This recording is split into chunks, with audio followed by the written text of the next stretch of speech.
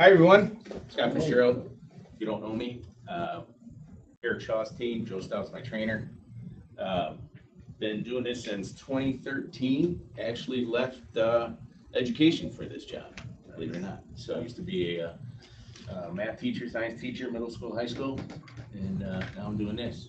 Transitioned well into this, helping people with the confusing parts of healthcare. Numbers is really easy. I am doing the active marketing of Walk and Talk. Oh, jumped. Oh, it doesn't have my opening page. That's right. It's part of active marketing is walking and talking. You have two types that I kind of train my agents on. You have passive and active marketing. This is active marketing. I know this may not fit for a lot of people who are passive marketers. Nothing wrong with that because they're doing great. Passive marketing is people who are on phones all day. That's what I consider passive marketing. Okay, you're sitting down, you're making all your calls, you're being very successful, and a lot of people are. Numbers prove it. This is just another way to supplement that, especially for newer agents trying to build up a pipeline.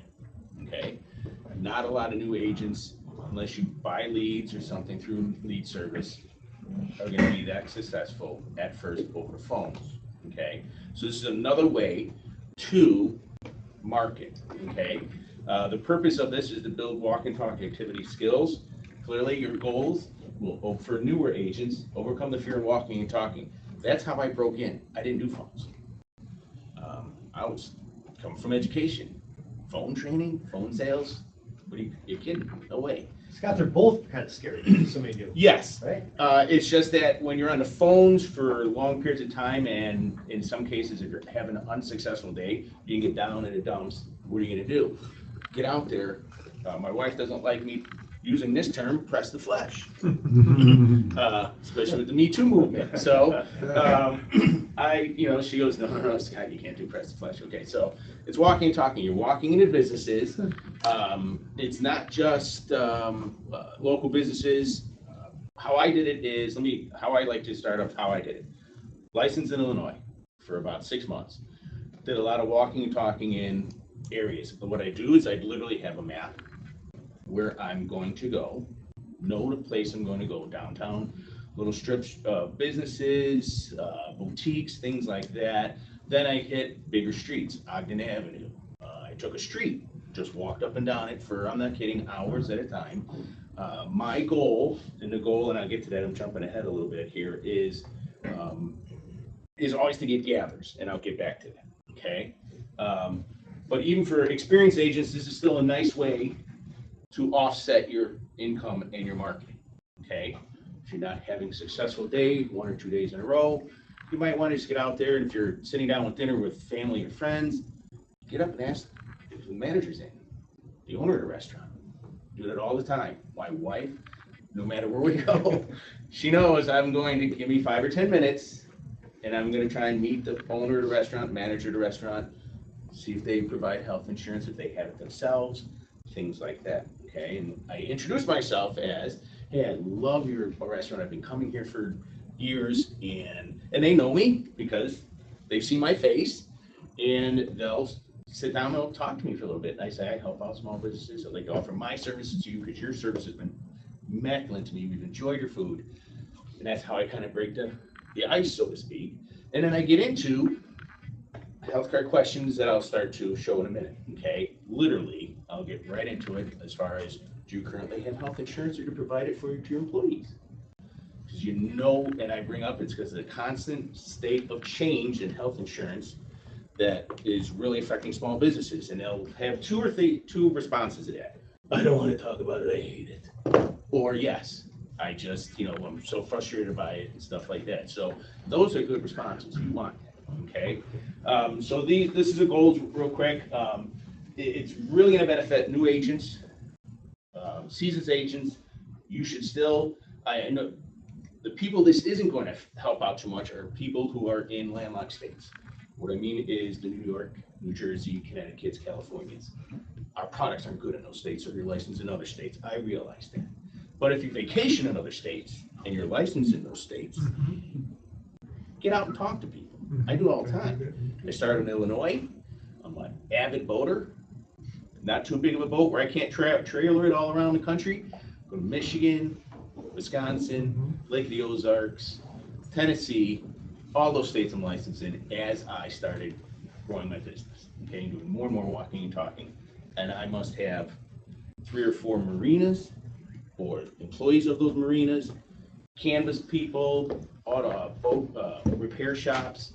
I've walked in and talked to those, as well as just auto shops and things like that. So that has expanded my business and clientele. Why walk and talk? Get your name out there. Okay. You know, I know the easiest and fastest way now is multimedia, LinkedIn, Facebook, things like that. But the most powerful way is to walk in and meet someone, because they are your personal lead. They're not generated from another company or anything like that. It's your personal lead. You know them face to face. They know you. Okay, you're walking in. Plus, it's harder to say no to a person face to face than it is over the phone. Or I'm not interested. You're not going to get that a lot when you're walking into businesses. Okay, they're going to think that you're what when you're walking into a business. What do you think they're going to be? That you are. You are a potential customer. Okay, so they're going to talk to you. They're going to be very friendly. Now, if they're rude, I kind of am professionally rude back to them. And I will say, you know what? I do a lot of businesses in the area, and I would not refer your business to anybody else. Just because of how, but you're just a salesman. How do you know I'm a salesman? How do you know the number of people that I know in this area? So, build your business, develop a pipeline of lead. Once again, it is better than exclusive lead. It's better than any lead. It is your lead, especially when you capture it, you close them, because now you have a central location that you can branch off and build that spider web and say, hey, walk in another business. I've sold this person. Do you know them? And things like that. And we'll get to that. When and where to walk and talk. Out in your family, shopping, dining, traveling, local businesses. I just put an auto shop, salons, there's markets. What I mean by different markets is farmers markets. We have some agents on our large team that he's really good at hitting farmers markets. He's rural, and he hits it. He does a great job, and he maps it out, and he just knows that community really, really well. And he's hit it really big. And we've had Stephanie per year. She hits her market. Her market was that she hit real estate agents and other agents in her area. And now she's known as the healthcare rep in that area. So, I mean, it is very powerful. Okay, and once again, I'm just saying this to augment or to build your pipeline beside just phones, okay? Neighborhoods door to door. Believe it or not, I've done that, and this is a great time of year to do this. Anybody know why? What's happening in November? Enrollment. No, politically. Yes, Absolutely. you bet. So what do people think when you're walking up to a business or door to door? That you're some type of campaigning or something, so that people are more receptive to opening the door, talking to you a little bit more, things like that. Okay. Have a business card. When I walk into a business or a place of business, I'm jumping ahead. Trade shows. Hold on. There's something you want to share from that. My experience. My biggest referral source right now is American Family Agents. My first year in 2013. I walked and talked on Agnet Avenue. I must have done, I don't know how many miles back and forth. I walked into what I thought was a bank. Turned out to be a little business section. Walked up the stairs. First office was American Family Agent. Introduced myself. Young woman, secretary, business card spread all over her file cabinet. I'm like, great. Started talking to her a little bit, and I said, hey, do you mind if I take a few of these too? Sure, I don't mind that. And talked to her a little bit more, and I said, I know that you probably do health insurance, but you're mostly PNC, life, auto. Yeah. I was like, do you currently have health insurance? Yes. Struck up a long conversation with her. Invited me back. She actually, the contract for them back then was Assurant, which was one of our really good carriers back then, but they had a different contract than us.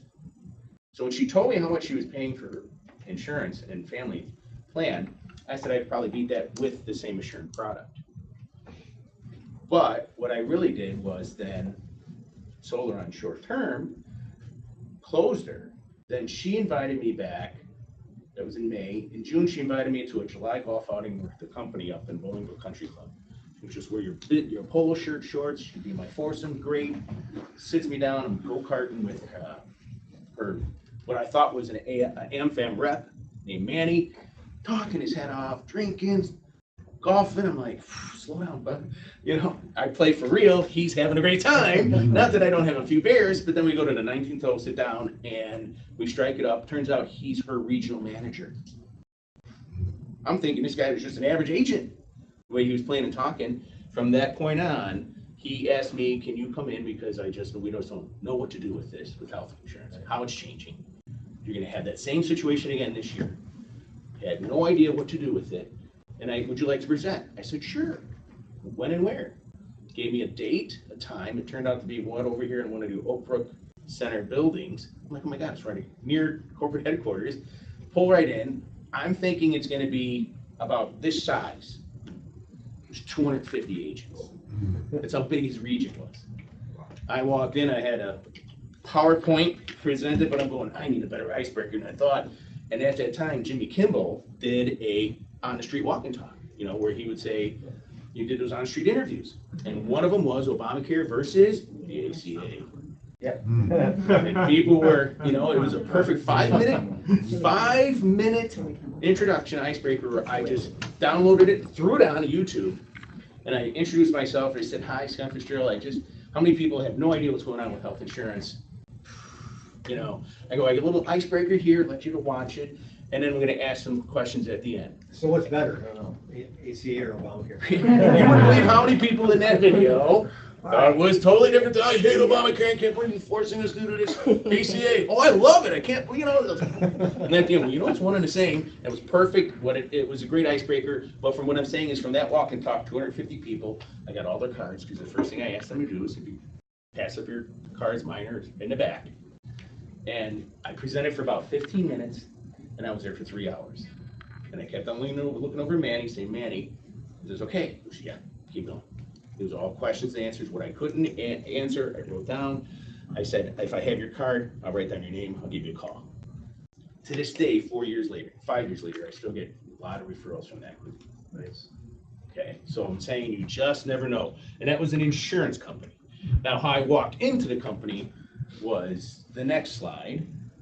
I hope I'm on the right time. Oh, how to walk, sorry. How to walk and talk. You walk into small businesses, door to door. Have fun with it. You gotta have fun with it. If you walk in all tense, they're gonna read you.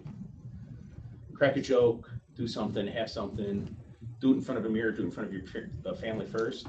Look like a fool in front of them instead of someone you don't know. Practice. I did it, okay? Introduce yourself, small business owner, provide a point of reference. Last week I was helping out a business owner down the street.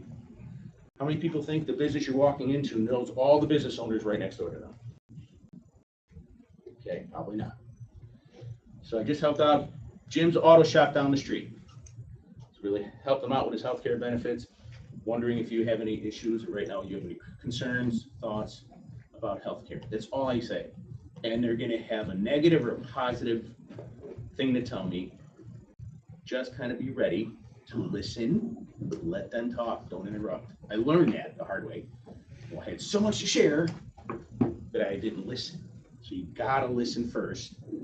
And because you're not there to close, you're there to gather. You're going to gather information. You're not there to close immediately. Because what does that scream out then when you walk in? Sales. Okay? You're not there to close. You're there to gather. You're gathering information. Okay? For new agents, you're going to be doing this. If you did it with our team, you'd be doing it with your trainer. You're not doing it on your own. Then you're going to do, on your own. But you're not doing this on your own. If you're a seasoned agent, I'm hoping you have the same. If you have the presence on your phone to ask the right questions, you should have the presence in person to ask the right questions. They're very similar. Okay. Kind of a short script. After you walk in and you start talking, and you're holding your conversation, they're engaged with you. Do you currently pay for 100% of your own health insurance? Powerful question. Simple, powerful. it induces several answers that you're going to want. Okay, no, fine. Okay, we'll have questions for what for the no answers. Yes, I do. Okay, great. Do you pay for it on your own? Is it you pay for your employees? Is it you and your family? Things like that. Do you feel like you're overpaying? Do you feel like you're getting the benefits you want? Two really powerful follow-up questions today. Okay. If they say yes to these plans, that's good. If they say no to these plans, what you're going to do then is, if it's a no, well, how long have you been without it? Because remember, you're vetting them out. Are they a good fit for you? Let alone, is your product a good fit for them? Because if they say no, and they have an insurance for 2 or 3 or 4 years, you want them as a client, how long do you think they're going to be on your book of business? Okay? So you got to be careful of it. All right? It's not that you still can't win them over, because usually, what's the number one reason why people don't buy health insurance? It's money. Although nowadays, I am running into more and more, doctors don't take it, benefits weren't where I thought they were, because they're on Obamacare. They didn't realize that they've had it for a long time, or they've had it for 4 or 5 months, and then they finally use it, and they find out their doctor's not in it. Okay.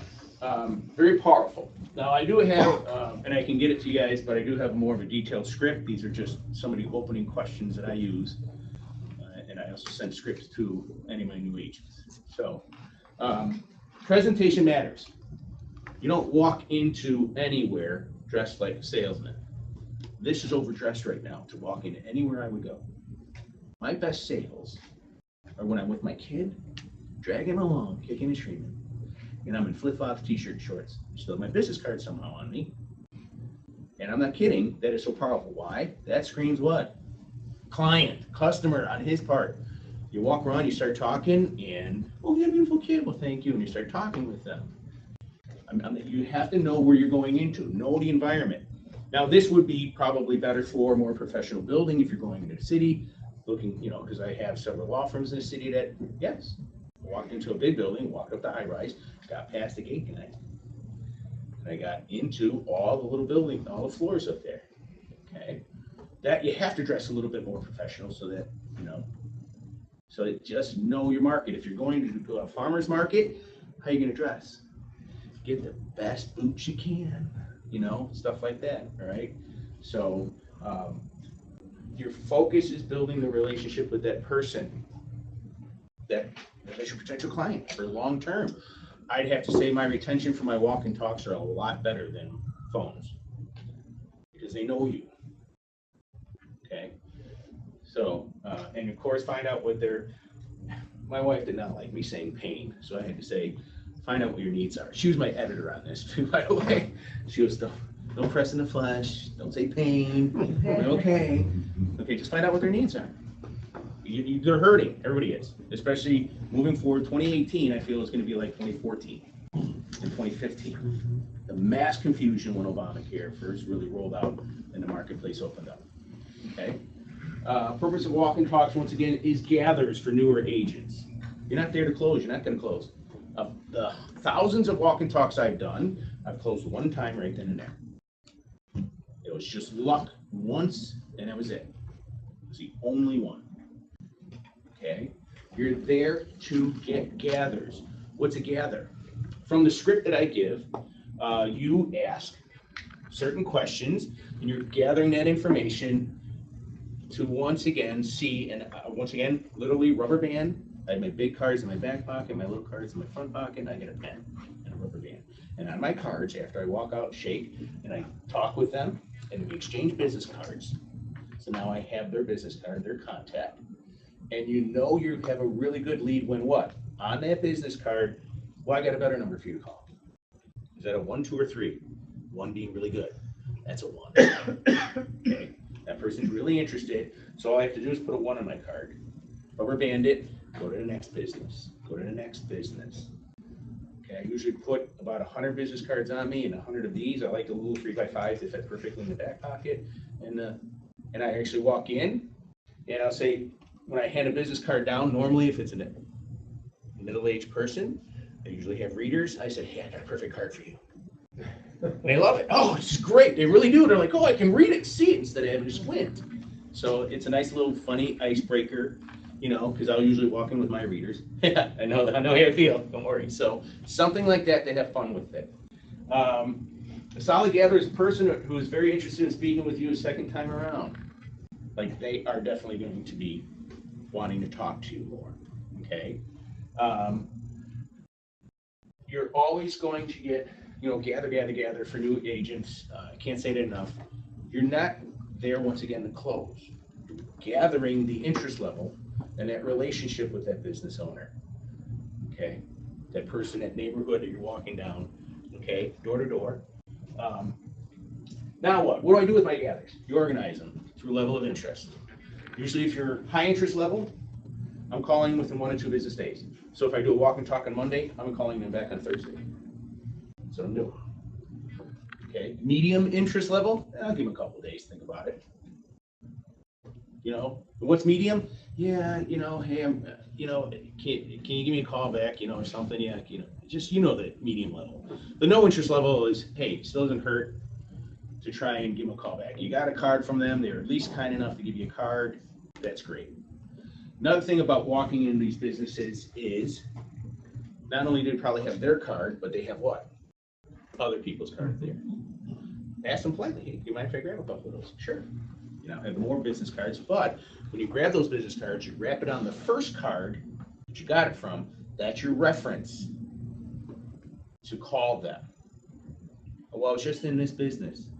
Do you know them? Yeah, I saw your card in this business. Now you have your opening and you follow them up on your phone call. Okay. So, and new agents are strongly encouraged to make or follow calls on with their trainer and agent. Never do it on your own. Okay. Unless you're a seasoned agent, that's different. Okay. You'll be doing it with your trainer. All right. This is really for, once again, to supplement people who are kind of struggling with the phones right off the bank, you know. Phone up, follow up. Questions, you know, if you get no answer when you're calling them up on a follow-up phone call, okay, write down what time you call back. Now, if it's a high-level person and you schedule a time, a particular day, you have carte blanche to call them as many times as you want during that day because there was high interest level. That's how I feel. Okay. So now you're using your phone's training to follow up with the call. You already met them. They know you. They have a face to the card. So now your phone call is even more powerful than if you're cold calling a lead. Okay, because they've seen you. They have a face to the card. Okay. If you still can't get a hold of them and they're close, hop in again. So you're supposed to meet with them, call them back 1 or 2 days later. Okay, so you did the walk and talk on Monday. You're gonna call them on Thursday. Couldn't get a hold of them 2 or 3 times. Walk in on Friday. Hey, you know, I tried to call you. If they're in your area, why not? I tried to call you, just wondering, you know, was it just too busy, stuff like that? You sounded interested before, you know, was there a change that happened? A lot of times as auto repair guys, they're the ones underneath the car, you know, so, and you have to decide, this is the big one, if you really want to chase those leads over and over again. How much time or devotion do you want to chase? Okay. Newer agents, what do you think you're going to want to do? Run. You're going to run after them. And that's okay. And as a leader and trainer, you should be jogging right along with them. You should be. You want to try and get them? Okay. If you're a seasoned agent, maybe not. You put it on a back burner, maybe you call them back in a week. Okay. So, the main purpose is building a business. How do you do it? Getting gathers. You're not there to close. You're building a relationship. Okay. What I was trying to establish here is when, why, and how, and the purpose of walk and talks. Finally, when you want to close, new agents, well, you're going to be closing with your trainer. How do you do it? Over the phone or face to face. I've closed many a times. One of my best closes that I'll never forget was Ace Hardware. I probably got 3 or 4 of them around the area. And I walked into one, and I'll never forget Joe Stout. He's like, "Oh, Scott, this is a good one." And so we called together, and then we met downstairs. We had to blow off dust off this bunch. We had 2 laptops going, because they had 4 or 5 employees. He's sitting on one side, I'm sitting on the other, and we're literally typing away downstairs in their storage facility, you know, as they're running up and down, the employees are running up and down. Hey, go get Jim. As we're closing it one at a time, one at a time, one at a time, and then we did the owners. So, you know, it's just a nice, and from that one ace, I got another one. Now you do run into them that have the corporate insurance, you can't touch them, but there are ones out there that don't have it because corporate's expensive. Okay, so, you know, basically for new agents, you should never be doing this on your own until your leader or trainer feels that you can, and you should be able to do it all from start to finish. Okay, seasoned agents, you just have to get out there and practice. It's really a great way to just complement your other marketing. It's just another way to market. Any questions, thoughts, concerns? Yes. A couple of things, types of business and times to approach them. I always, for me, gathers, if I want to hit that 10 to 15 gathers, times. Restaurants and Well, restaurants usually don't crack open until about 11, 12. Depending if it's a breakfast place, that's a little different. But your major restaurants, you know, they serve afternoon and dinner. So what I try and do is, I remember I don't know if anybody knows Gaetano's. He has 2 restaurants, one in Forest Park, one is in Aurora. Great food. Oh, yeah. He was a client of mine, no longer, had health changes. But we used to go to dine his place at from Forest Park all the time. So I broke the ice, talked with him. Actually, I was walking and talking in the whole area, and then I saw that the car was in front of his place, so I went downstairs. Door was open, knock, knock, knock, open. Totally different restaurant in the daytime than it is at night. And just got to talk to him. Hey, you know, Gaetano, I need your, and you recognize me because, you know, it's a very select restaurant. And yeah, then I closed them I had them for about 2 years, and then health issues changed. But I did get referrals from them too. So yeah, it's yeah. You're So, in my territory. I'm sorry. You're in my territory. I live in Forest Park. Oh yeah. Hopefully, well, that's it. Yeah. I never hear. You can't go by Forest Agency. That's mine. Forest Agency. Yeah, it's on Madison Ave. Yeah, I know where it is. Yeah. You stinker. Sorry. Yeah. So do you incorporate the farming method into your whole walk and talk? So meaning when you have the business cards, because I network, but I'm just not a good person at following up with this kind of stuff. So I know that you could take the email. Do you actually use that as well, like farming, where you send emails as well? You mean like farmers markets? No. So Oh, on your I'm sorry. business card, right, there's the emails. Yeah. So I know that some people will literally, when they leave, do you follow up and like Well, farm it depends on it? the business. Like auto Okay. shop guys, when do you think they're going to be on their email? Mhm. Once in a great while. Right. Depends on the business. Once again, know your business, know what you're walking into. A more professional building of business, lawyers, stuff like that, you got email too. So you do send emails as well? Sure. Okay. Okay. But I mean, I always will try and call first because that's how I left it, is I'm going to call you or contact you. And then one of the things is whenever they give me a different number, you receive text on that number? You receive text on the card number that I have right here? Or is this just a business number? So how long do you actually follow out with the email? Do you go a whole year, Once once again, a it month? depends. No, it depends on, once again, if it was a high interest level, 1 to 2 days, I'm sending it. Say, hi, Scott Fitzgerald again. Do you remember me? If popped in, we talked about health insurance. You seem really interested. You have a lot of concerns and issues. When's a good time to, you know, talk more about this? Hey, Scott, she's asking to chase or not to chase in that. Right, in that well, case, it depends. It really, like it just farming, depends on when how. you farm It it, you're depends on your literally desperate- putting depends on that how desperate person you are for in. business. Right, and you're putting it in, if they don't talk to you, there's like a constant where you're just literally, because some agents, you know, the whole spiel about keep contacting that client for like a year, because you'll be surprised that actually, I still have business cards from 2013 when I first walked the talk. If you don't think I don't break those out, right, because what's the worst thing that's happened? Well, the business is no longer in business, or the business has gotten what? Bigger.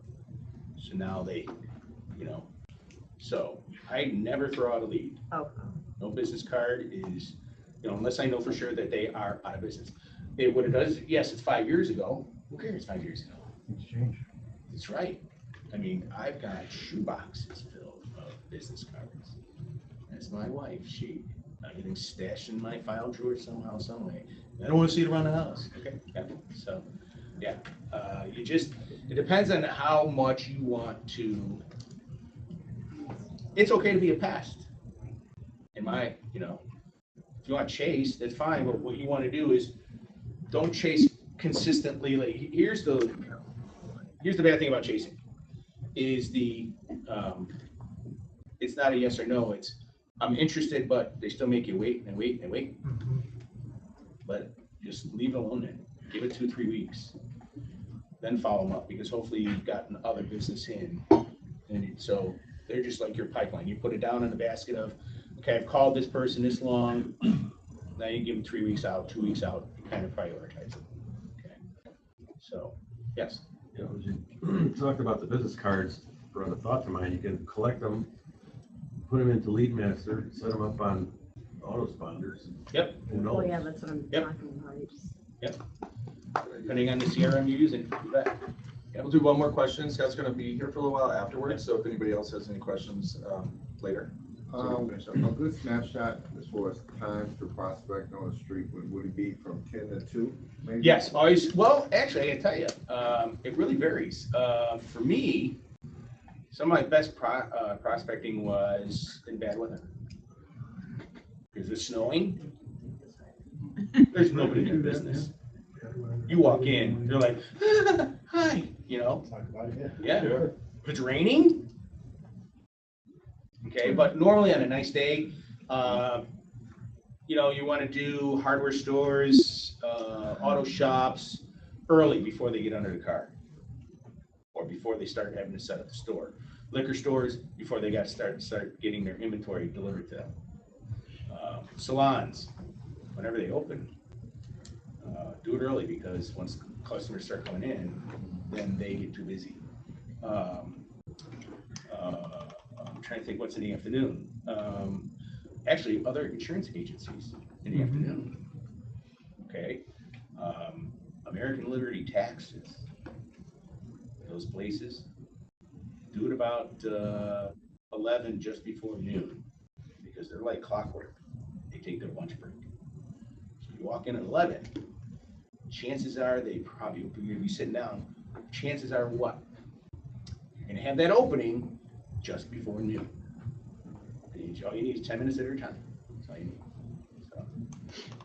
Amazing stuff. Amazing stuff. You have your contact information? I think that's the only thing I didn't get. Actually, sorry. The first slide had it. Okay.